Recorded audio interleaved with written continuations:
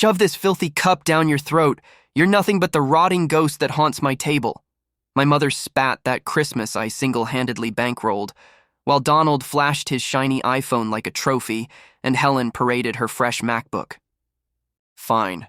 Then choke on that garbage, I hissed. Because the rent's canceled, the transfers are frozen, and every drip of money you leech from me dies tonight. Their fake smiles quickly turned to fear.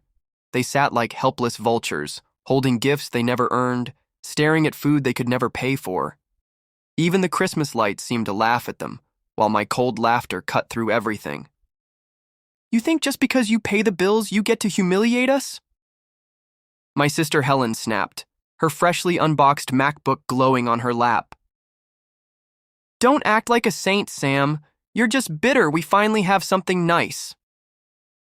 I laughed bitterly, my voice cutting the air like a blade. Nice?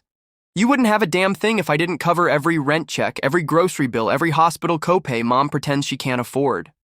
My mother slammed her glass down, red wine bleeding across the white tablecloth. Don't you dare guilt us, Samuel. You've always been so dramatic. My name is Samuel Carter, 25 years old, and for 5 years I've carried this family on my back like a mule with a broken spine. I've worked 2 jobs, skipped meals, drowned in credit card debt, all to keep their fragile world intact. And now, watching them sit smug in the glow of things I bought them, I felt something shift in me. For once, I wasn't going to swallow it down. Mother, Linda Carter, 62. Retired early, blames bad health, but somehow always finds money for wine and salon trips. Donald, brother, 28. Perpetual underachiever, flaunts his new iPhone while still living off my money. Helen, sister, 23. College dropout, self-styled influencer who insists I owe her because she's the youngest. Each one had built their comforts on my silence. Donald leaned back, smugness dripping off him like cologne. He tilted his new iPhone so the screen's glow flashed in my face. Look at this, Sam. Face ID, pure luxury. And you know what the best part is? I didn't even have to think about the bill. Life's good, man. My jaw tightened. Luxury? You're 28, unemployed, living rent-free and bragging about a phone I paid for. Donald laughed, a hollow bark. Correction. The universe paid. You just happened to be the delivery guy. Helen chimed in, snapping a selfie with her MacBook in the background. Honestly, Sam, stop being dramatic. You like this. Playing the martyr. Without us, you'd have no purpose. Admit it. My stomach twisted. Purpose. That's all I was to them. Not a brother, not a son. Just a role they'd assigned me. Their laughter rose, grating, suffocating. I leaned forward, voice trembling not with fear, but fury.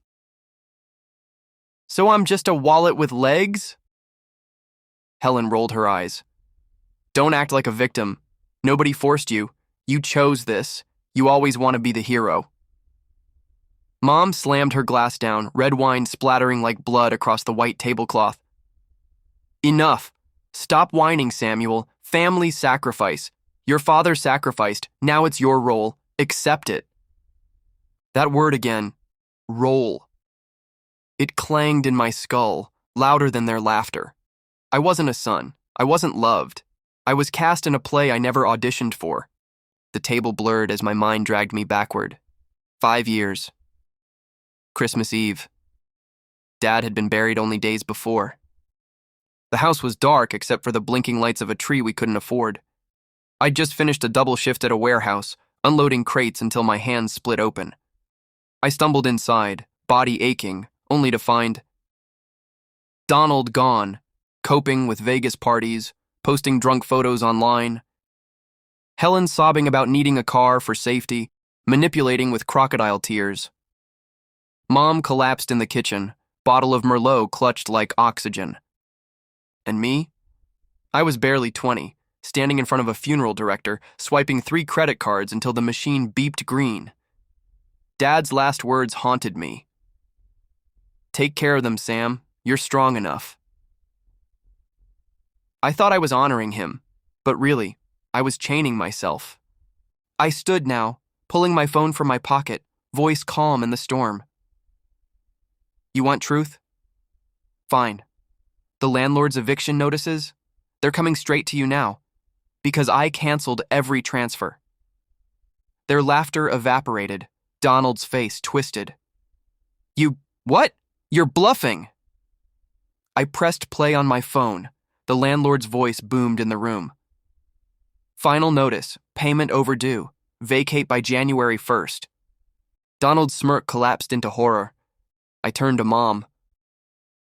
That pension check you've been bragging about? It stopped 3 years ago. I've been paying the difference while you spent on wine and salons. Her face drained of color. But I wasn't finished. I pulled up a spreadsheet on my phone, thousands in payments, each line my sacrifice. I shoved it toward them, every rent check, every grocery run, every copay, every goddamn Christmas gift. All of it was me. Silence thundered in the room. Mom's voice cracked into a scream. You selfish brat, after all we've done for you. I barked a laugh, raw and jagged. Done for me? You bled me dry. You made my future your piggy bank. Donald slammed his fist into the table so hard the plates rattled. You can't just cut us off.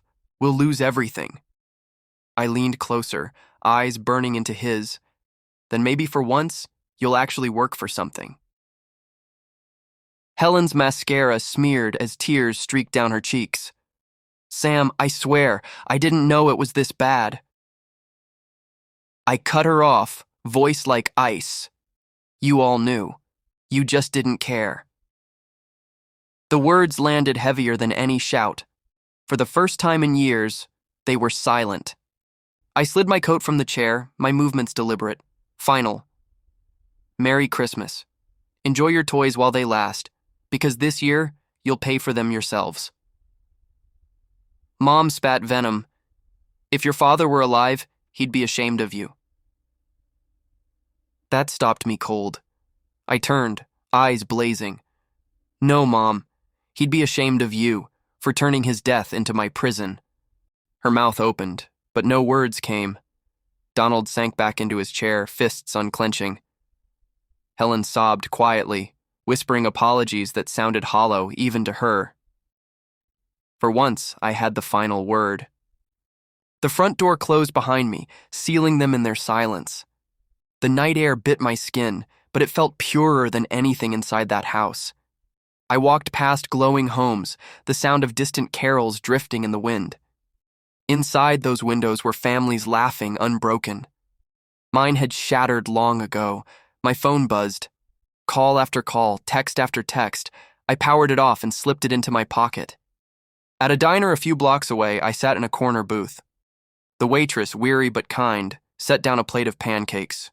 For the first time in years, I ate without guilt. The syrup tasted like freedom. When I finished, I caught my reflection in the frosted glass. Not a mule, not a crutch, not a walking wallet, just Samuel Carter, a man who had finally chosen himself. I walked back into the night, Christmas lights blinking above like stars. The future was uncertain, terrifying even. But it was mine. And that was enough. If you were sitting at that table, used, betrayed, silenced, what would you have done? Would you have walked away like Sam? Would you have stayed and kept sacrificing? Drop your thoughts in the comments below. Hit like if you've ever carried someone else's burden, and subscribe for more real, emotional stories that cut deep, stories that make us ask, when is enough enough?